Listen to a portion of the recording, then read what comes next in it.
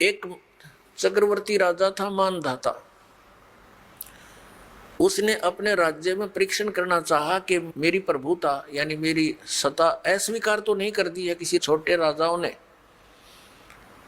उसके लिए उसने एक अश्वमेध यज्ञ के लिए घोड़ा छोड़ दिया और उसके ऊपर एक पंपलेट लिख दिया, एक इस्तार लगा दिया कि जिस भी राजा ने मानधाता चक्रवर्ती राजा की पराधीनता स्वीकार ना हो, घोड़े को पकड़ के अपने बांध ले और युद्ध के लिए तैयार हो जा। राजा के पास 72 करोड़ सेना है। 72 अक्षौणी, सीधे वैसे सिंपल से शब्दों में 72 करोड़ समझा दे। अक्षौणी तो आप समझोगे नहीं, इसमें काफी अलग अलग कैटेगरीज होती है। एक अक्षौणी में कितने रथ, कितने घुड़सवार, कितने सैनिक, कितने पैदल, ये अलग अलग होते हैं। एक सिंपल से वे से समझाना चाहते। तो किसी ने उस घोड़े को नहीं पकड़ा क्योंकि 72 करोड़ सेना लिख रखी। तो वो घूम फिर के वापस आ रहे थे, ऋषि की कुटिया के पास से ही गुजरे थे, वापस भी वहीं से आगमन था। ऋषि ने देखा कि एक घोड़े पर कोई भी व्यक्ति नहीं बैठा है। कारण जानना चाहा सैनिकों से कि सैनिकों, ये घोड़ा बगैर सवार के क्यों है, इस पर कोई सवार नहीं है। तब उन सैनिकों ने डिटेल बताई कि ये घोड़ा चक्रवर्ती राजा मानधाता का है और इस कारण से हमने इसको छोड़ रखा है। इसके आगे पंपलेट पर लिखा है ऐसे ऐसे। तो ऋषि के मन में आई कि राजा का अभिमान हो गया, ये पूरी पृथ्वी पर घूम आया और इसके घोड़े को यानी युद्ध को स्वीकार करने वाला कोई नहीं, इसकी अकल ठिकाने लानी चाहिए। ये मन में प्रेरणा होगी उस ऋषि के। अपने आत्माओं, ये इस काल का जाल है जो गीता ज्ञान बोल रहा है। ये काल है, ब्रह्मा विष्णु महेश का ये पिता है। ये कभी किसी को शिव रूप में दर्शन दे देता है तो सदा शिव कहलाता है। इसी को ये अनजान लोग परम ब्रह्म बोलते हैं। ये क्या करता है, जैसे उस ऋषि ने वेदों अनुसार साधना की, ब्रह्म की, ओम नाम ब्रह्म का जाप है, तो उससे इसमें सिद्धियां आ गई। परमात्मा प्राप्ति हो ही नहीं सकती, इसने स्पष्ट कर रखा है। तो इसके हाथ में रिमोट है। वहां ऋषि में प्रेरणा कर दी काल ने कि इसकी अकल ठिकाने लानी चाहिए, इसमें अभिमान गणा हो गया। तो ऋषि ने कहा सैनिकों से कि सैनिकों, भाई मैंने तुम्हारे राजा का युद्ध स्वीकार कर लिया। अब सैनिक कहने लगे, रे कंगाल, तेरे दाने खाने को नहीं और तू युद्ध करेगा मानधाता चक्रवर्ती राजा के साथ? तेरी क्यों सामत आई है? अपनी रट ले राम, और कोई दिन सांस लेने तने। अब वो कहने लगा ऋषि के भाई मेरे भाग में ऐसा ही लिखा है और मैंने ये युद्ध स्वीकार कर लिया।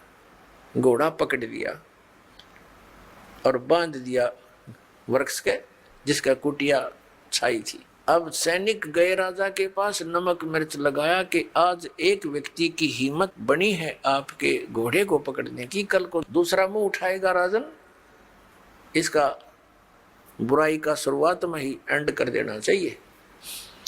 तो राजा ने भेज दी अपनी 72 अक्षौणी सेना की, 72 करोड़ सेना की 4 विभाग कर दिए, 4 टुकड़ी बना दी। प्रथम टुकड़ी भेज दी एक चुनक ऋषि को मारने के लिए। उधर से ऋषि ने जो सारे जीवन में डले डोए थे, ओम नाम का जाप और हठियो किया था, ब्रह्म साधना की थी, उससे उसने अपनी सिद्धियों से 4 पुतली बना दी। पुतली संत भाषा में पुतली और अंग्रेजी भाषा में एटम बम। वचन की जो शक्ति है इन परमाणु परमाणु का, इसका आगे कोई अस्तित्व नहीं है। परमाणु बम वगैरह कोई भी, तो यह अध्यात्म शक्ति बहुत प्रबल है। तो 4 एटम बम बना दिए, एक पुतली छोड़ दी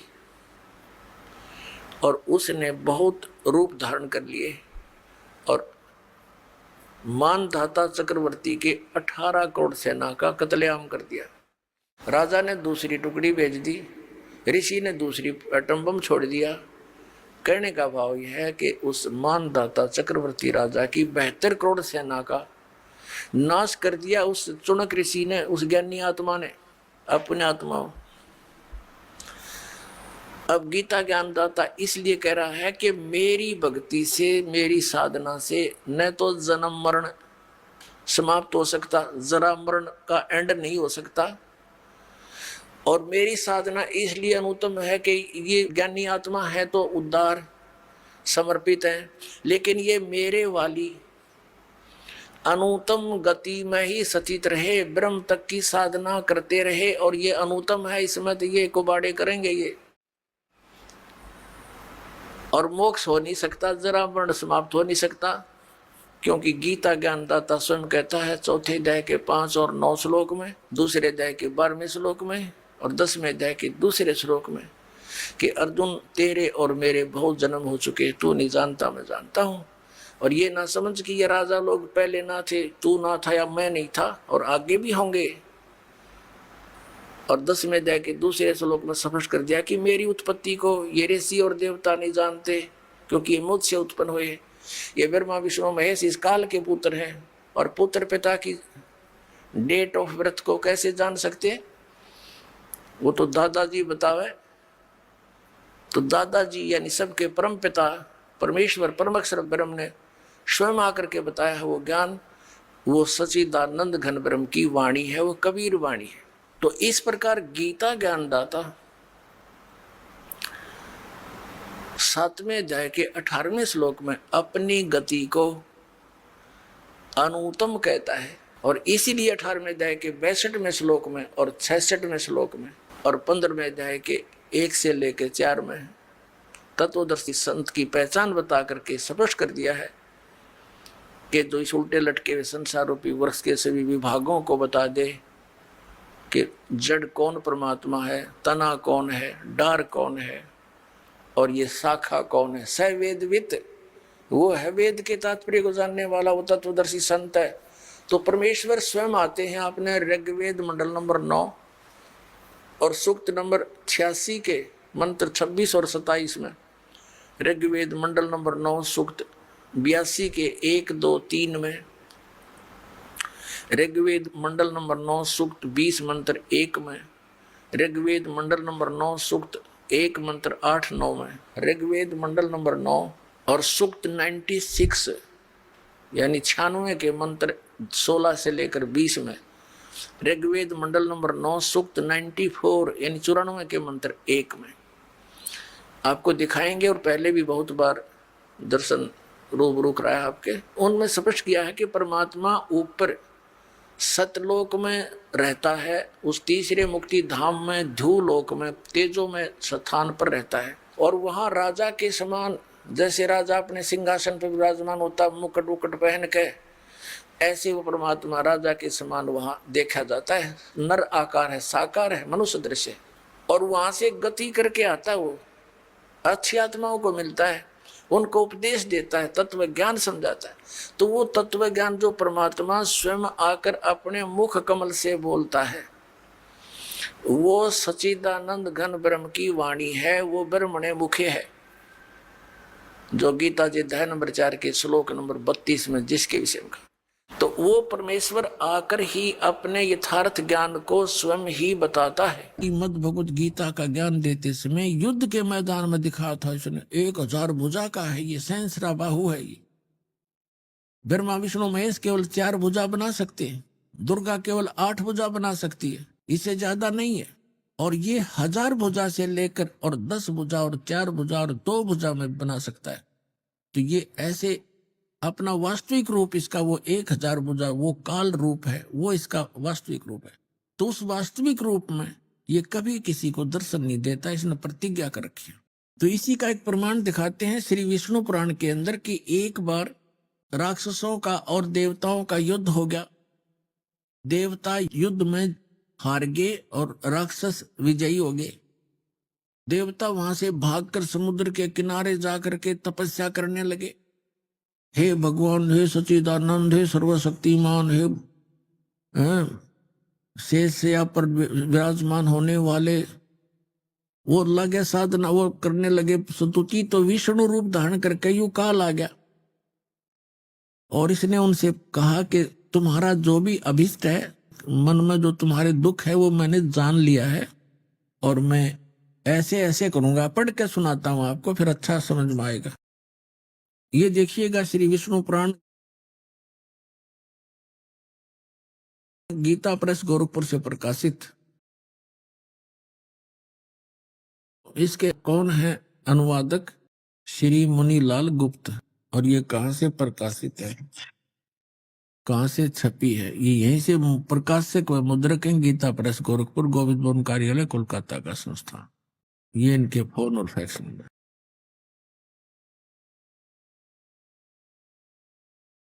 ये है चतुर्थ अंश, और ये 233 पृष्ठ पे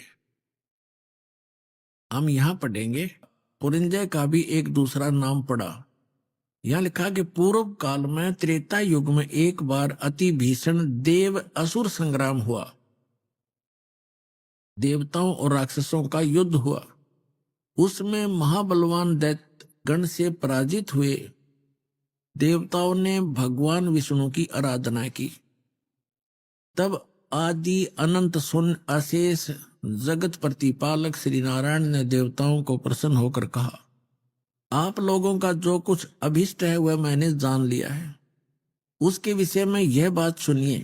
राज ऋषि ससाद का जो पुरंजय नामक पुत्र है, उस अक्षत्रिय श्रेष्ठ के शरीर में मैं अंश मात्र से अवतीर्ण होकर, यानी कुछ समय के लिए उसमें प्रवेश करूंगा, इस पुरंजय के शरीर में उस होकर उन संपूर्ण दैत्यों का नाश करूंगा। तुम लोग पुरंजय को दैत्यों के वध के लिए तैयार करो। अब इसके कहता है मेरे कर्म अलौकिक हैं। ये कर्म अलौकिक क्यों हैं कि पुरंजय के अंदर जो पुरंजय को खड़ा कर लिया, असुर और देवता आमने सामने युद्ध के लिए खड़े हो गए, और यू काल जो है पुरंजय के शरीर में प्रवेश कर गया और वो राक्षसों को मार डाला। अब और दिखाता हूं 243 पृष्ठ पे। ये है चतुर्थ अंश ही चल रहा है, श्री विष्णु पुराण चतुर्थ अंश ही चल रहा है।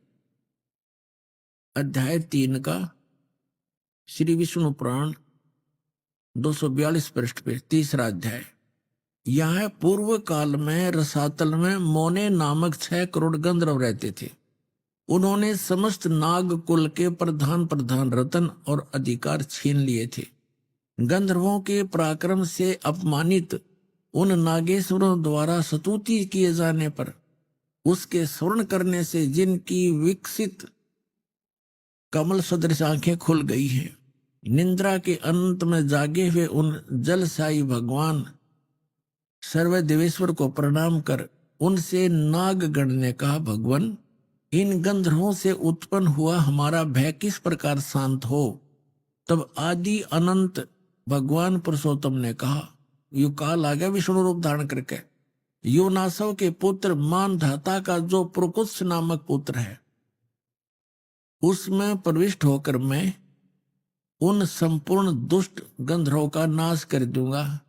यानी पुरकुत्स में प्रविष्ट करके उसमें प्रवेश होकर भूत की तरह बढ़कर प्रेत की तरह प्रवेश होकर के मैं संपूर्ण गंधर्वों का नाश कर दूंगा। इति सिद्धम के ये काल ऐसे अलौकिक कर्म करता है। इसी प्रकार इसने श्री कृष्ण में प्रवेश करके गीता जी का ज्ञान बोला है। समझदार को संकेत पर्याप्त है। अब दास आपको सुनाने जा रहा है कि गीता ज्ञान दाता 7वें अध्याय के 12वें श्लोक में कहता है कि जो कुछ भी रजोगुण से उत्पन्न होने वाला भाव है, यानी सृष्टि जिससे होती है, रजोगुण के प्रभाव से प्रत्येक प्राणी इतना प्रेरित होता है कि संतानों उत्पत्ति करता है। और सतोगुण से होने वाला भाव है, यानी सतोगुण से एक दूसरे में प्रेम मोह ममता, उससे मोह जागृत होता है, ममता बनती है एक दूसरे। और तीसरे से संहार क्रोध तमोगुण, जो तमोगुण से होने वाला यानी शिवजी से होने वाला जो भाव है वो संहार है।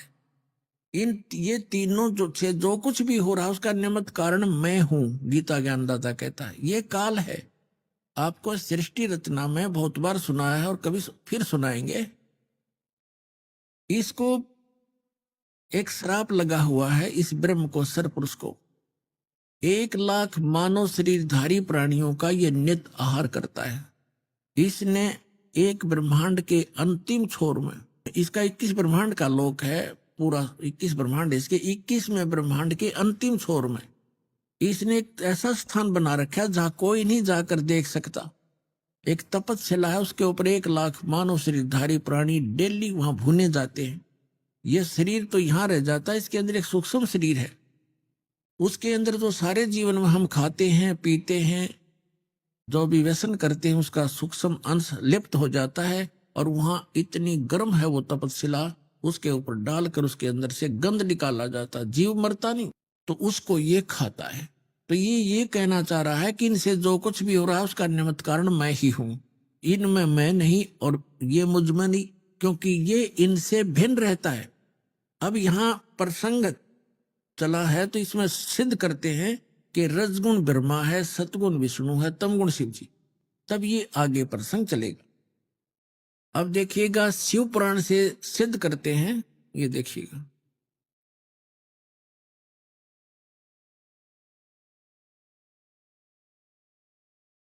ये गीता प्रेस गोरखपुर से प्रकाशित है, संपादक है इसके, ये देखिएगा,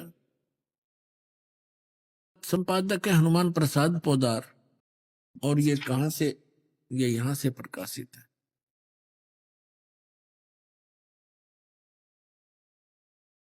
ये है रुद्र संहिता, रुद्र संहिता और संक्षिप्त शिव पुराण, पृष्ठ नंबर 110 पे, गीता प्रेस गोरखपुर से प्रकाशित, सचित्र मोटा टाइप।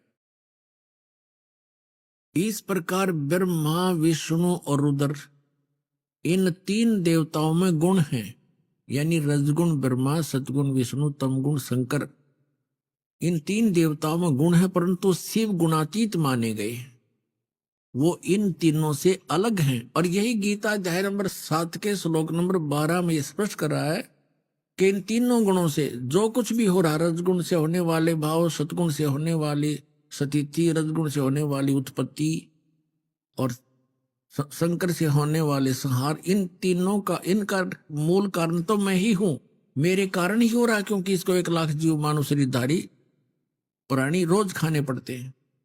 और फिर ये कहता मैं इनमें नहीं और ये मुझ में नहीं। अब ये खुद यहां भी खुद कह रहा है कि वो इनसे न्यारे हैं, भिन्न हैं।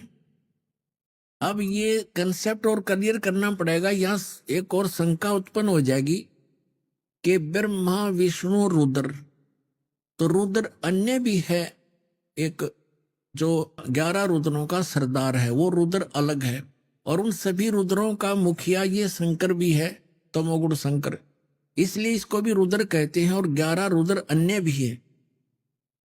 तो ये भी यहां स्पष्ट करना पड़ेगा कि ये ब्रह्मा, विष्णु, रुद्र और ये महेश इनसे अलग है, ये इनका पिता। ये देखिएगा, एक समय जैसे दास ने बताया था कि ब्रह्मा और विष्णु का आपस में इस बात पर युद्ध हो गया। ब्रह्मा जी कहने लगे तू मेरा पुत्र है विष्णु जी से, और विष्णु जी कहने लगे तू मेरा पुत्र है।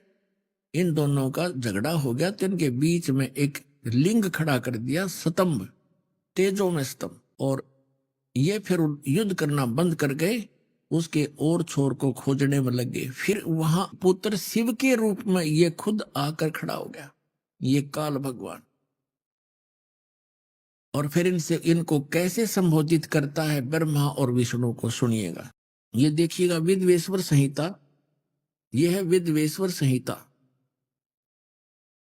और संक्षिप्त शिव पुराण 24 पृष्ठ पे। ये तो थोड़ा सा सीन देखें, यहां ब्रह्मा और विष्णु के बीच में ये लिंग खड़ा कर दिया, स्तंभ तेजों में। और फिर यहां आकर के क्या बोला, ब्रह्मा और विष्णु ने पूछा प्रभु सृष्टि आदि 5 कर्तों के लक्षण क्या हैं, ये हम दोनों को बताइए। भगवान शिव बोले ये काल है इनका पिता। भगवान शिव बोले मेरे कर्तों को समझना अत्यंत गहन है, तथापि मैं कृपा पूर्वक तुम्हें उनके विषय में बता रहा हूं।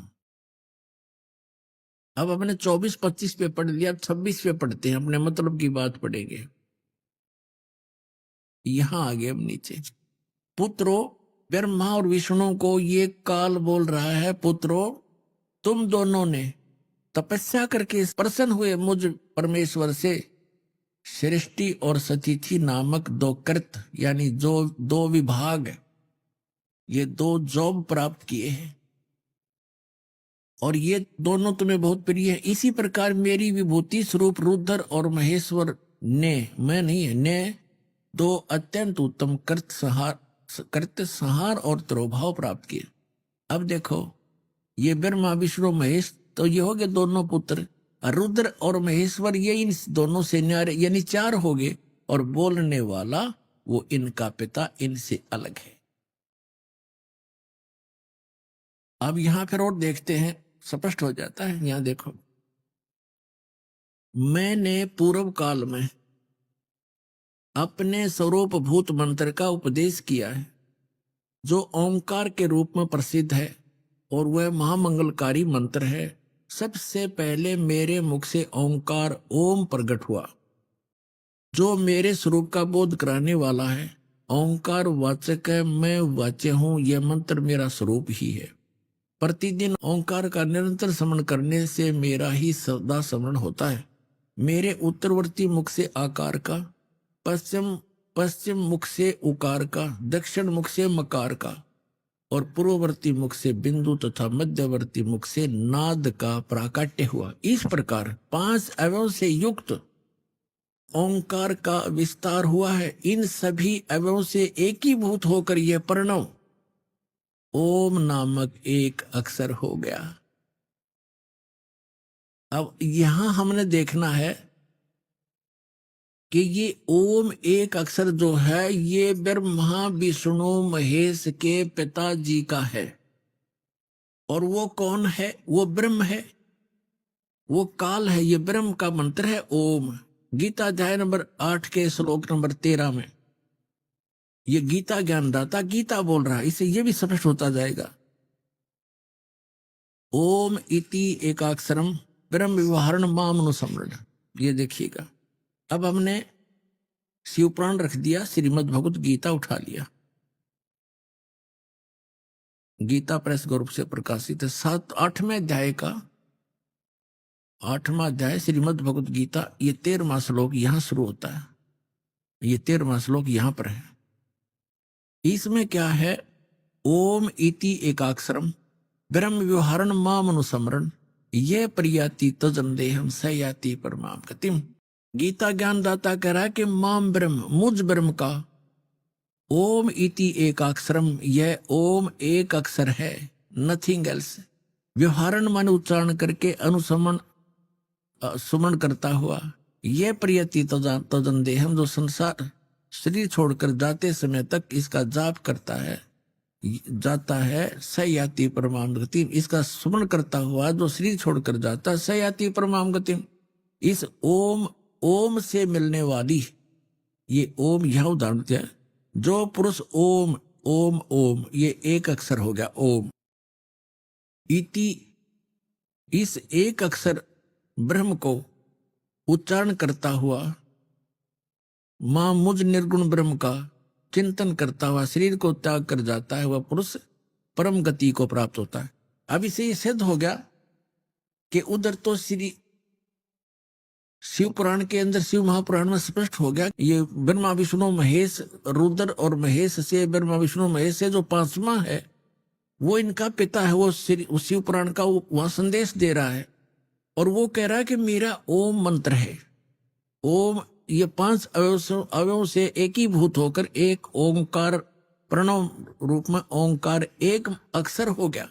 और यहाँ 8वें अध्याय के 13वें श्लोक में गीता जी में ये स्पष्ट कर रहा है, ये गीता ज्ञान दे रहा है कि ओम इति एकाक्षरम, यह ओम एक अक्षर जो है, माम ब्रह्म, मुझ ब्रह्म का एक ओम अक्षर है, नथिंग एल्स। और सुमन करता हुआ, इसका उच्चारण करके श्रवण करता हुआ, यह प्रियाति तजन देहम, जो शरीर छोड़कर जाता है, यानी अंतिम सांस तक श्रवण करता, सयाति परमाम गति। वह परम गति को प्राप्त होता है। कौन सी परम गति? जो ओम के जाप से मिलने वाली है। वो क्या? ब्रह्मलोक। अभी आपने देवी भागवत में पढ़ा था कि देवी कह रही है हिमालय राजा को कि गीता प्रेस गोरखपुर से प्रकाशित श्री देवी भागवत सचित्र मोटा टाइप, जिसके 562 और 63 पृष्ठ पर देवी खुद स्पष्ट कर रही है हिमालय राजा को कि और सब बात सब पूजाएं त्याग दो, ब्रह्म का जाप करो। उसका एक ओम मंत्र है, वो ब्रह्मलोक में रहता है, उसको पा जाओगे। तो ओम के जाप से ब्रह्मलोक प्राप्ति है। गीता अध्याय नंबर 8 के श्लोक नंबर 16 में लिखा है कि ब्रह्मलोक पर्यंत सब पुनरावृत्ति में, वहां गए प्राणी भी जन्म मृत्यु में आते। ये देखिएगा, ये वही श्रीमद् भगवत गीता इसके 8वें अध्याय के अब 16वें श्लोक में क्या कहा है कि हे अर्जुन, ब्रह्मलोक पर्यंत सब लोग पुनरावृत्ति में। पुनरावृत्ति का इन्होंने यहां विश्लेषण भी किया है, अर्थात जिनको प्राप्त होकर पीछे संसार में आना पड़े ऐसे। तो इसे सिद्ध हो गया कि इससे भी परम गति नहीं हुई, क्योंकि जन्म मृत्यु है तब तक ये जीव सुखी नहीं हो सकता। और गीता अध्याय नंबर 15 के श्लोक नंबर 4 में कहा है कि तत्वदर्शी संत और तत्व ज्ञान की प्राप्ति के उपरांत परमेश्वर के उस परम पद की खोज करनी चाहिए, जहां जाने के बाद साधक फिर लौटकर कभी संसार में नहीं आते। तो अब जो प्रसंग चल रहा है, अब यहां तो जैसे प्रसंग चल रहा है कि हम इन श्री विष्णु जी श्री शिव जी की पूजा करते थे इष्ट रूप में, और भगवान 600 वर्ष पहले परमात्मा आए थे। कबीर जी वो कहा करते थे, 3 देव की जो करते भक्ति, उनकी कदे ना हो मुक्ति। अब देखो, परमात्मा कहा करते ये भगवान नहीं है जिनको तुम पूज रहे हो, ये तुम्हें कोई भी लाभ नहीं दे सकते। अब यही प्रमाण आपको श्री शिव पुराण से करते हैं कि विष्णु और ब्रह्मा ये भगवान नहीं है, मालिक नहीं है जिनको हम पूजा करते थे। ये देखिएगा, श्री शिव महापुराण हिंदी टीका सहित भाग 1, ये कहां से प्रकाशित है? ये है श्री शिव महापुराण विद्या अवरिधि पंडित ज्वाला प्रसाद जी मिश्र कृत हिंदी टीका सहित। ये सारा देख लो। खेमरा श्री कृष्णदास प्रकाशन बंबई 4, अब इसको मुंबई बोलते हैं। इसको आप ले चलते हैं विद्वेश्वर संहिता के 11 पृष्ठ पे। ये देखिएगा प्रश्न नंबर 11, शिव महापुराण प्रश्न नंबर 11, विद्वेश्वर संहिता भाग 1 अध्याय 6 में नंदीकेश्वर बोले, हे योगेंद्र, आगे एक समय विष्णु भगवान शेष सैया पर अपने गरुड़ आदि पार्षदों से संयुक्त लक्ष्मी सहित शयन करते थे, विश्राम कर रहे थे। उस समय ब्रह्म ज्ञानियों में श्रेष्ठ ब्रह्मा जी अपनी इच्छा से वहां आए। सब प्रकार से सुंदर सेज पर शयन करते हुए कमल लोचन भगवान विष्णु से पूछने लगे, तुम कौन हो जो मुझे देखकर अभिमानी पुरुष के समान शयन करते हो? वत्स, बेटा उठो, देखो मैं तुम्हारा स्वामी आया हूं। ब्रह्मा जी बोले विष्णु जी को, मैं तुम्हारा मालिक आया हूं। आए हुए गुरु को देखकर जो अभिमान करता है, उस द्रोही मूर्ख का प्रायश्चित होना उचित है।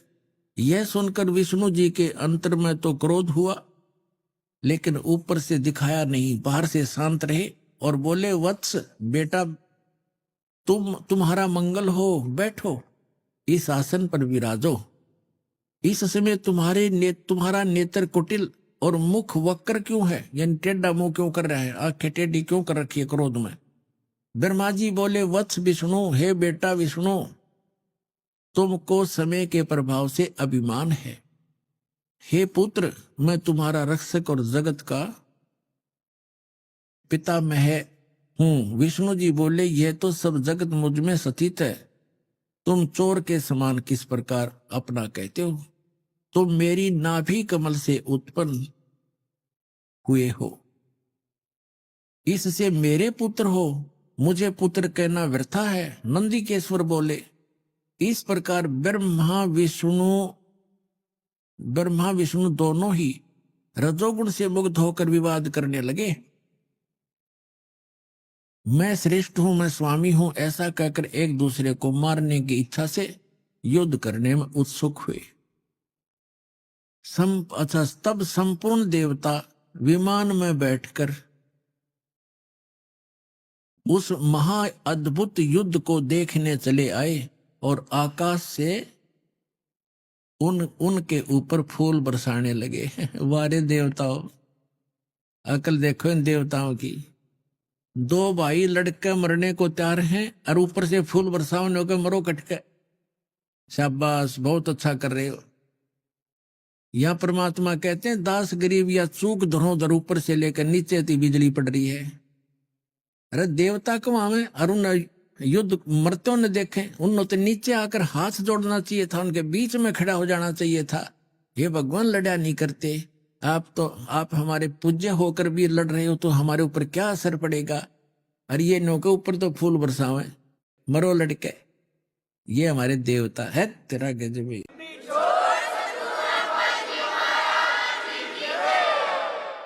अब ये ज्यादा ना हम अपने मतलब का लेंगे, इससे सारांश लेते हैं। फिर क्या हुआ कि इनके बीच में उस काल भगवान ने, इनके पिता ने एक स्तंभ खड़ा कर दिया, पिलर, जिसको लिंग बोलते हैं। बहुत तेजों में, बहुत उसका और छोर कुछ नहीं था। तब ये लड़ना बंद कर दिया और छोर खोजने में लगे। फिर वो स्वयं आ गया और उनसे क्या कहने लगा, देखिएगा। अब पढ़ेंगे विद्वेश्वर संहिता पृष्ठ, ये 17 पृष्ठ पे। ये पहले 11 पर पढ़ा था, अब 17 पर पढ़ रहे हैं। विद्वेश्वर संहिता भाग 1 अध्याय 9, वो 6 में पढ़ा था। अब यहां क्या, नंदीकेश्वर बोले। इस प्रकार भगवान ने उन नम्र हुए ब्रह्मा और विष्णु को अनुग्रह करके युद्ध में अनुग्रह करके यह कहा, उन दोनों की अज्ञानता और वैर को दूर करने के अर्थ दोनों से कहा भगवान ने। इस काल ने, इनके पिता ने क्या कहता है कि मेरे सकल और निष्कल भेद से दो स्वरूप हैं, परंतु और ईश्वर नहीं। इस कारण से ये दो स्वरूप नहीं हो सकते। पहला सतम रूप, यानी पहले तो पिलर खड़ा कर दिया और बाद में पीछे मूर्तिमान रूप धारण किया और शिव रूप में आके खड़ा हो गया, धारण किया। इससे ब्रह्म रूप निष्कल है, पिलर न तो ये ब्रह्म रूप का है, और ईश्वर रूप सगुण है, शिव रूप में आके खड़ा हो गया। ये मेरे ये दोनों रूप सिद्ध हैं, दूसरे किसी के नहीं हो सकते। इस कारण तुम दोनों को अथवा दूसरों को, ब्रह्मा और विष्णु को कह रहे हैं, ईश्वरत्व की प्राप्ति नहीं हो सकती। तुम दोनों ने अज्ञान से अपने को ईश माना, अपने को भगवान मान लिया। ये बड़ा ही अद्भुत हुआ। इसके दूर करने को ही मैं रण स्थान में आया। अब तुम दोनों अपना अभिमान त्याग कर मुझ ईश्वर में अपनी बुद्धि लगाओ। मेरे प्रसाद से लोक में सब अर्थ प्रकाश करते हैं। यहां क्या कहता, मैं ही ब्रह्म हूं, मैं ही परब्रह्म हूं और मेरा ही अकल रूप है। ब्रह्म होने से मैं ईश्वर हूं, अनुग्रह आदि का ही मेरा कर्तव्य है। ये हमने जो लेना है वो यही लेना था। आगे देखिए, अब हम आगे 18 पृष्ठ में, वो 17 पृष्ठ था। अब हम अध्याय 10 पढ़ेंगे, विद्वेश्वर संहिता भाग 1 का। ये 10वां 9वां यहां समाप्त हो जाता है, ये 10वां प्रारंभ होता है। यहां आगे हम नीचे, हे पुत्रो, ब्रह्मा और विष्णु को कहता है, वो शिव इनका पिता जो शिव रूप में खड़ा है। हे पुत्रो, यह कृत आपने तब से प्राप्त किया है जो सृष्टि की उत्पत्ति और पालन कहता है, सो मैंने प्रसन्न होकर तुम्हें दिया है। इसी प्रकार दूसरे दो कृत, रुद्र और महेश को ये 4 सिद्ध करने थे दास ने, और 5वां ये बोल रहा है, हे पुत्रो, ये तो ब्रह्मा और विष्णु के विषय में कह दिया कि जो सृष्टि की उत्पत्ति और पालन ये मैंने तुमको दिए हैं। इसी प्रकार दूसरे दो कृत रुद्र और महेश को प्रदान किए हैं। परंतु अनुग्रह कृत कोई भी पाने को समर्थ नहीं है। इससे ये क्या सिद्ध हुआ? इससे ये सिद्ध हो गया कि विष्णु और ब्रह्मा, रुद्र और शंकर, इनसे अलग है जो शिव पुराण का ज्ञान दे रहा है। और ये कह रहा है ब्रह्मा और विष्णु को कि तुम ईश नहीं हो, और उसी कैटेगरी के ये रुद्र और महेश्वर बताए इसने, तुम भगवान नहीं हो। इससे सिद्ध है कि हम जिसकी पूजा किया करते विष्णु और शंकर की, ये भगवान नहीं थे। और ये हमारे धर्मगुरु आचार्य शंकराचार्य और जितने मंडलेश्वरीय महर्षि को वहां थे, न कख भी पता नहीं था इन हमारे सदग्रंथों का, इनके अंदर कैसा निर्णायक ज्ञान है। तो अब एक और शंका का समाधान करते हैं। इसी शिव पुराण के अंदर जो खेमराज श्री कृष्ण दास मुंबई के प्रकाशन में है, उसमें क्या है, उसमें ये स्पष्ट किया है कि जैसे ये क्या कहता है कि मेरा एक ओंकार मंत्र है, और जैसे हमारे ये धर्म गुरु क्या बताया करते हैं, इस अनुवाद जो किया है ना गीता प्रेस गोरखपुर से प्रकाशित में शिव पुराण में, उसमें उन्होंने गलती कर रखी है। जैसे उसमें वैसे मूल पाठ में तो स्पष्ट है कि इन 5 अवयवों से युक्त होकर ये एक संघात बन गया और इसका एक ओम अक्षर बन गया। उन्होंने उन 5 का अलग से अपनी सोच डाल रखी है उसमें अनुवाद में कि ओम नमः शिवाय, ओम नमः शिवाय ये बन गया 5 अक्षरों का। नहीं, ऐसा इसमें कोई प्रावधान नहीं है, ये झूठ है। बस इतना ही काफी। अब ये प्रसंग स्पष्ट हुआ कि जिनकी हम पूजा किया करते थे, ये ब्रह्मा विष्णु और शंकर, ये भगवान नहीं है, ये ईश नहीं है। स्पष्ट कर दिया, हमारे सदग्रंथों ने ही स्पष्ट कर दिया। अब हम जिस प्रसंग पर आज आगे बढ़ेंगे, अब हम उसको निर्णय करते हैं कि रजगुण ब्रह्मा है, सतगुण विष्णु, तमगुण शिव जी।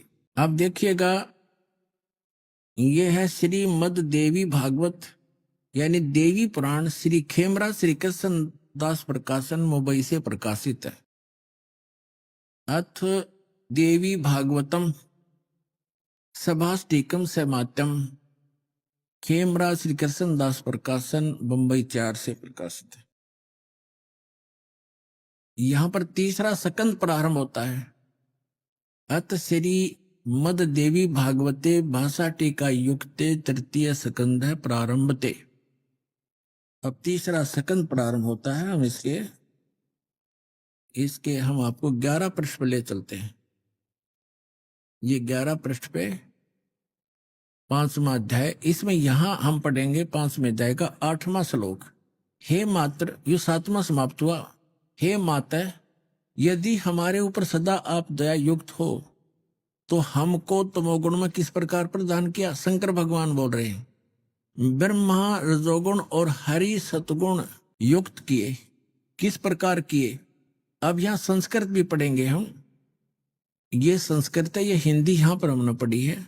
ये 8वां श्लोक है। यदि दा धर्मना न सदा अंबिके कथम अहम हित से, किस प्रकार मैं बना दिया हे अंबिके, हे माता, तमोगुण और कमल जय, कमल से उत्पन्न होने वाले ब्रह्मा को रजोगुण संभव, रजोगुण क्यों बना दिया।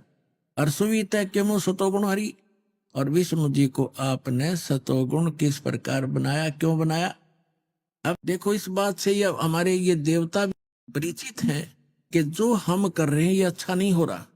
इसलिए तो ये कह रहे हैं कि यदि आप हम पर दया युक्त हो तो हमारे को ऐसा क्यों बना दिया। ब्रह्मा से निकल रहे वो उसकी तरंगों से सब प्राणी प्रभावित होते हैं और सृष्टि उत्पत्ति करते हैं, बच्चे पैदा करते हैं, और विष्णु जी से निकल रही तरंगों से एक दूसरे में ममता में फंसे पड़े हैं, और मेरे से फिर एकदम संहार होता है। ये ऐसा क्यों हो रहा है? यदि आप हम पर दयालु हो, हमें ऐसे गुणों वाले क्यों बना दिया, मुझे तमोगुण क्यों बना दिया, और शंकर जी को सतोगुण क्यों बनाया। इति सिद्धम रजगुण ब्रह्मा सतगुण विष्णु तमगुण शिव जी। एक तो आपको शिव पुराण में बता दिया, ब्रह्मा विष्णु महेश इन तीनों देवताओं में गुण है, और वो शंकर इनसे न्यारा है, वो गुणातीत माना गया। और अब आपको सिद्ध करते हैं मार्कंडेय पुराण गीता प्रेस गोरखपुर से प्रकाशित के 123 पृष्ठ पर देखिएगा।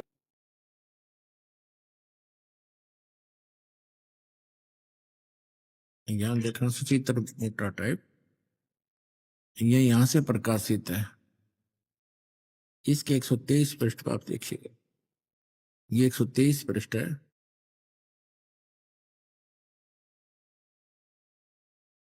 अब यहां मार्कंडेय जी का वर्णन चल रहा है। मार्कंडेय जी बोल रहे हैं, मुने यहां आ जाते हैं। इस प्रकार स्वयंभू परमात्मा की 3 अवस्थाएं हैं, रजोगुण प्रधान ब्रह्मा, तमोगुण प्रधान रुद्र और सतगुण प्रधान विश्वपालक विष्णु हैं। और यही 3 देवता हैं और यही 3 गुण हैं।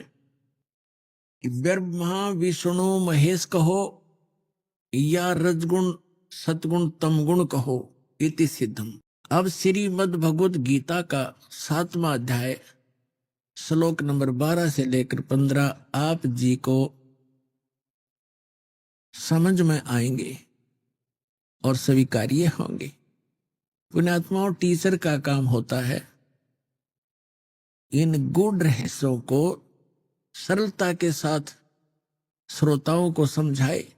आज तक हमारे धर्मगुरु और हमारे भगवान ने परिचित नहीं थे आत्म ज्ञान से। सतयुग के ब्राह्मण ऋषि महर्षि भी इस तत्व ज्ञान से अपरिचित थे। तो पुण्यात्माओं, सौभाग्य है आपका, आपका जन्म ऐसे समय में आप शिक्षित हैं और ये तत्व ज्ञान को उजागर करने का परमपिता कबीर भगवान का आदेश है। यो दास आपको भेज दिया, आपके सामने पेश है और आपका अब कल्याण होगा, पूरे विश्व का कल्याण होगा।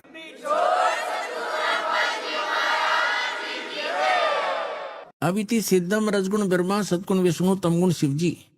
और अब देखिएगा श्रीमद् भगवत गीता, जयदाल गोयतका इसके अनुवादक हैं। 7वें अध्याय का हम वही 12 से लेकर 15 पढ़ेंगे। ये देखिएगा, अब ये बहुत आसानी से हमारे समझ में होगा और स्वीकार्य होगा। अब इसमें क्या कहा है, और भी जो सतगुण से उत्पन्न होने वाले भाव हैं और जो रजोगुण से तथा तमोगुण से होने वाले भाव हैं, उन सबको मुझसे ही होने वाले हैं ऐसा जान, परंतु वास्तव में उनमें मैं और वे मुझ में नहीं हैं। अब ये कौन है? रजगुण ब्रह्मा सतगुण विष्णु तमगुण शिवजी से अन्य है जो गीता ज्ञान दे रहा है। अब आगे ये क्या कहता है देखिएगा 13वें श्लोक में, 7वें अध्याय श्रीमद् भगवत गीता का। गुणों के कार्य रूप सात्विक राजस और तामस, इन तीनों प्रकार के भाव से ये सारा संसार प्राणी समुदाय मोहित हो रहा है। इन तीनों गुणों से परे ब्रह्मा विष्णु महेश से अलग जो युगकाल है, ब्रह्म है, मुझ अविनाशी को नहीं जानते। आगे देखो, अब 14वें श्लोक में क्या कहा है 7वें अध्याय के, क्योंकि यह अलौकिक अर्थात अति अद्भुत त्रिगुणमयी मेरी माया रजगुण ब्रह्मा सतगुण विष्णु तमगुण शिवजी के द्वारा फैलाया गया ये जाल बड़ी दुस्तर है, खतरनाक है। और फिर कहते जो पुरुष केवल मुझको निरंतर भजते हैं, यानी जो ब्रह्म साधना करते हैं, वे इस माया का से तरंती यानी इनसे ऊपर उठ जाते हैं।